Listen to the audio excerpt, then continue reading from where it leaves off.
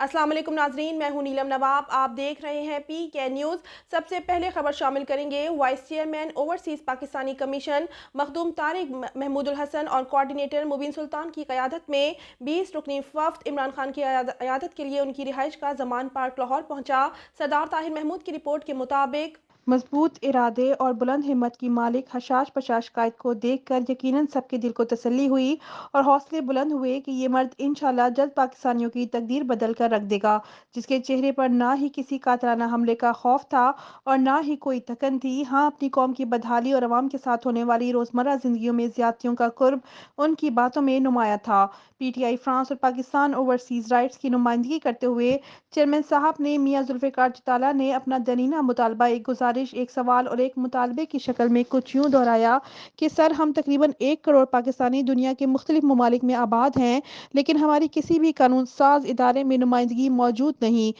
لہٰذا جب بھی آپ دوبارہ وزیر اعظم بنے تو دنیا کے مختلف علاقوں میں بالتناسب ہماری حلقہ بندیاں کی جائے اور ہمیں تمام لیجسلیٹو فارم پر متناسب نمائندگی کی جائے۔ بے شک پی ٹی آئی گورنمنٹ نے ہمیں ووٹنگ رائٹ دیا تھا، مگر پی ڈی ایم کی امپورٹنٹ حکومت نے ہمارا یہ حق ہم سے چھین لیا، لہٰذا نہ صرف آپ ہمیں یہ حق دلوائیں بلکہ ہمارا ووٹ ہماری نمائندگی ہونی چاہیے۔ جواباً چیئرمین عمران خان صاحب نے دوبارہ ووٹنگ رائٹ دلوانے کا اعادہ کیا اور کہا کہ اوورسیز کی نمائندگی کے بارے میں پارلیمنٹ میں اوورسیز کی نمائندہ کمیٹی بنانے کی تجویز بھی زیر غور ہے۔ چودھری حفیظ صاحب آف آسٹریلیا کے سوال کے جواب دیتے ہوئے